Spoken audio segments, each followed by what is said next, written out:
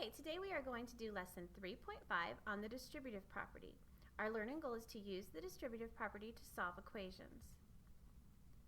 We want to use the distributive property to make solving problems easier. We want to write expressions using the distributive property, and we want to solve equations using the distributive property. Go ahead and pause this video now and write down your learning goals. When you have finished writing down your learning goals, hit play and we will continue. Our vocabulary word for the day is distributive property. It is a strategy that lets you multiply a sum by multiplying each addend separately and then add or subtract the products. Really what we're doing when we're using the distributive property is breaking up the numbers into their place value into smaller parts so that we can make long, complicated multiplication problems easier and make it more possible to solve the problems mentally. So here we have the problem 12 times 308, which at first glance could be hard to solve in our head, but using the distributive property, that could make it easier. The way we would use the distributive property for 12 times 308 is to break 12 up into the numbers 10 and 2. We'll break 308 into the numbers 300 and 8. Then we'll multiply 10 times 300, which would give us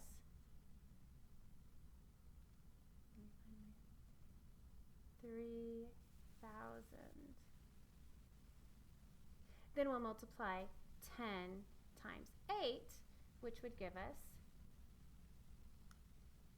80. Then we could multiply 2 times 300, which would give us 600.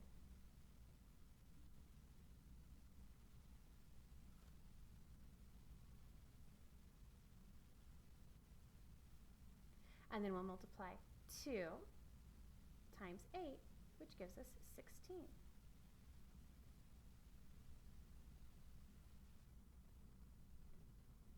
Since I'm at the bottom here, then we go 0 plus 0 plus 0 plus 6. I'm going to write over here since I'm running out of space. Is 6. 0 plus 8 plus 0 plus 1 is 9.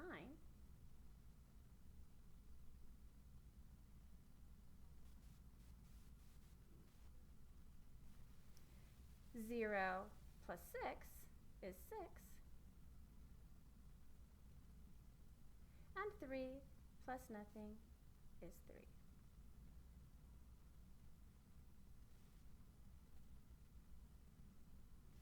So our answer is 3,616. I'm sorry, that's not right because when I moved it over here, I erased the part of my 9. So our answer is actually, because 8 plus 1 is 9, our answer is 3,696. And we've used the distributive property. Now I know that seems like I made the problem harder than it had to be, but really once you get more fluid with it, you can do this mentally in your mind. Let's go on to our practice problem. For our first practice problem, we have 509 times 11. Now in order to help you, I want you to break these numbers apart using place value. So break it up into 500 and 9, 10 and 1, multiply all the parts together, then add all of the parts together at the end. That's what using the distributive property is. Go ahead and try this on your own, practice it, pause this, really try to solve it using the distributive property, not just doing regular math, but really trying this new strategy. I know a lot of times when we try strategies at first, it seems too complicated, and the only way it's going to get easy is if we practice it. So even though it might be a little clunky at first, practice the distributive property. When you're done solving this problem, go ahead and press play again, and we'll solve it together. So the way I want to solve this problem is by breaking up, as I told you, 509 into 509. I want to break 11 up into 10 and 1. Then I'm going to do 500 times 10, which is, sorry, I always do that.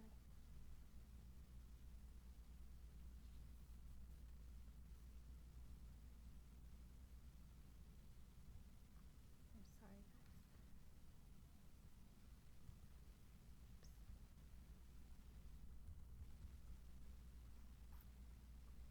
500 times 10, which is,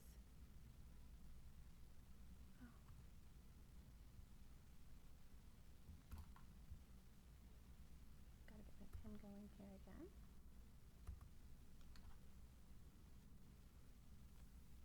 500 times 10, here we go, is 5,000. 500 times 1 is 500. 9 times 10 is 90, and 9 times 1 is 9.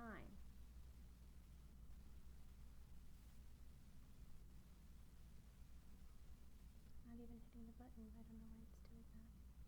Let's add these all together. 0 plus 0 plus 0 plus 9 is 9. 0 plus 0 plus 9 is 9. 0 plus 5 is 5. And 5 plus nothing is 5. So our answer to 509 times 11 should be 5,599. Is that what you got? If so, give yourself a pat on the back. If not, make your corrections, go back and see where you might have made a mistake, and let's fix that and move on. Next we have 12 times 47. Go ahead and pause this, see if you can solve this problem using the distributive property, and when you are ready to check your work, press play again and we will solve it together. Let's go ahead and break this number apart using place value. Let's break 12 apart into 10 and 2. Let's break 47 apart into 40 and 7. Let's multiply 10 times 40, which is 400. Let's multiply 10 times 7, which is 70. Let's multiply 2 times 40, which is 80. And let's multiply 2 times 7, which is 14. Add these all together. 0 plus 0 plus 0 plus 4 is 4. 0 plus 7 plus 8 plus 1 is 16. Let's carry the 1, bring down the 6, and 1 plus 4 is 5.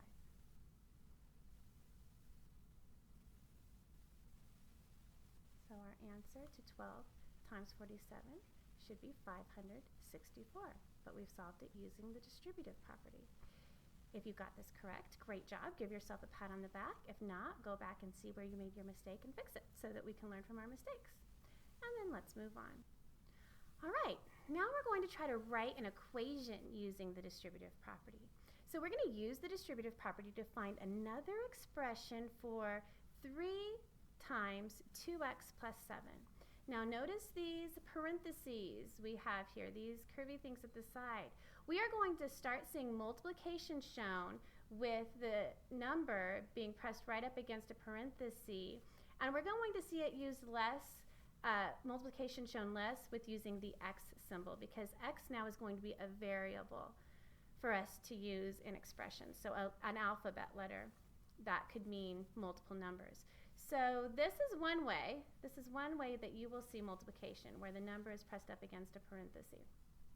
So know that that means multiplication, and try to solve this problem. It's going to be kind of tricky, but use your great 5th grade problem solving abilities to try. Pause this and try, and then When you think you have a good answer, you can start this again, and we'll do it together. So if we're using the distributive property, we know that 3 times 2 is 6. So we're going to write 6 here. We don't know the value of this variable x, so we're just going to keep it here. And then we're going to add the plus sign. And we know that 3 times 7 is 21. So now we've used the distributive property to express this equation in a different way as this equation, and they mean exactly the same thing. All right, let's move on. Let's practice this word problem. One of the rainiest places on Earth is a mountain on the island of Hawaii. It gets 2 inches of rain each day. How many inches of rain would the mountain get in 1 year? Use the distributive property to solve. Okay, so we know that there are 365 days in a year. Go ahead and solve this problem, try it on your own, and when you are done, turn this back on and we'll see if you got it right. Okay, so we know that our problem is going to be 365 times 2. Oops, not times 5. Let's erase that. Let's see how I erase this.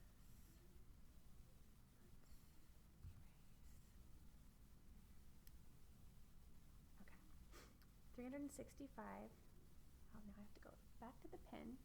Thanks for being patient with me, guys. Let's go back to the pen.